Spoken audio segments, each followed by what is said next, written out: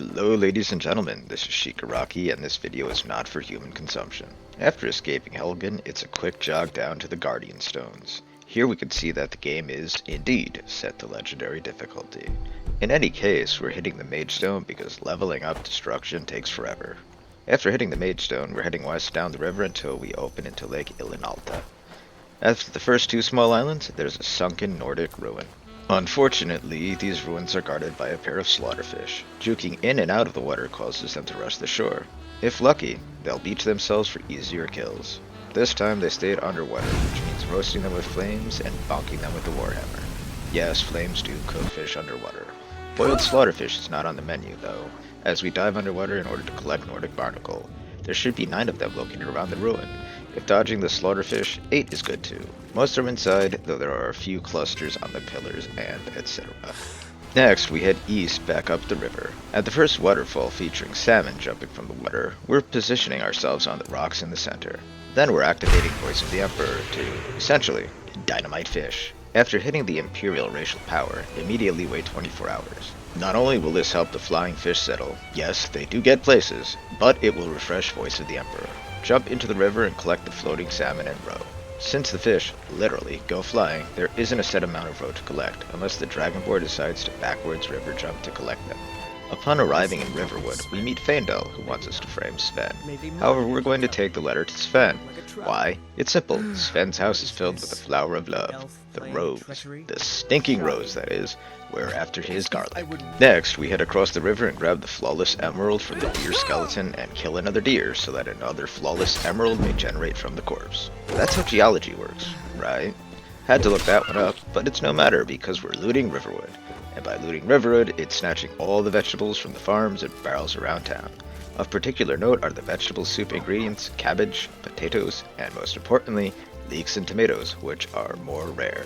Alvor's house contains more garlic and some other lootables, including our first set of iron gauntlets and boots. Siding with the Stormcloaks in Helgen would have allowed us to take a full, heavy Imperial armor set from the Imperial Captain, but we didn't do that. After selling our stuff to Lucan, we're heading east up the river from Riverwood. It's safe in the water, and we're looking for more rock-jumping salmon. That means more dynamite fishing. The same rules apply as before, except for the mud crab outside Huntington Meadery and the wolf across the bridge.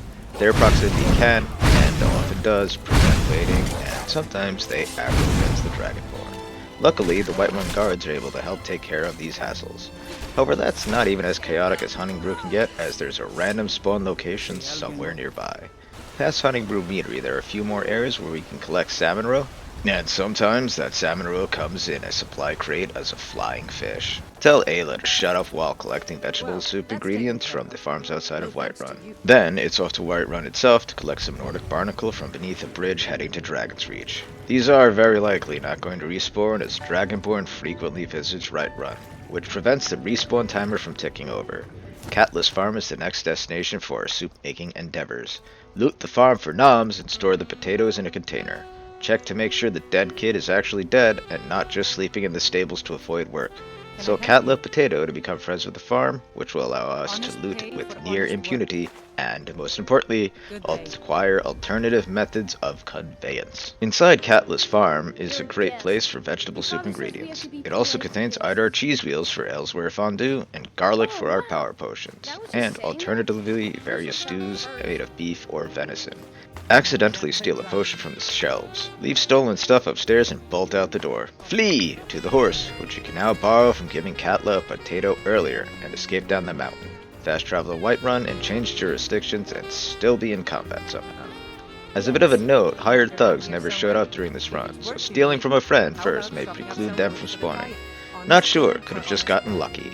Sell firewood to hold at the Bannered Mare to let us loot the inn. There are at least some tomatoes. This allows us to use the upstairs area of the inn as a temporary base of operations as well. Speak to Jarl Barlgruff, tell him about the dragons and get him moving toward Farengar. Now's the time to loot the kitchen, pay special attention to the leeks and tomatoes once again, and talk to Farengar to begin Bleak Falls Barrow, which we'll complete eventually. Then we join the companions, which means chatting with Kodlak, and bonking Vilkas with our Warhammer. And running errands before losing Icebrand and getting confused because of quest markers. Then we can loot Jorvaskr. In particular, there's a steel warhammer to replace the iron one we currently have. Unfortunately, the glass warhammer here is glued and welded to the wall and is completely inaccessible to the Dragonborn. Such a shame. Afterwards, we head over to the Bannered Mare and make some stews. And vegetable soup. 58 vegetable soup to be exact. That'll keep the Dragonborn fed, for, well, most of the run anyway. Very useful for a combat-oriented build. This is Shikaraki, signing off. Have a great day.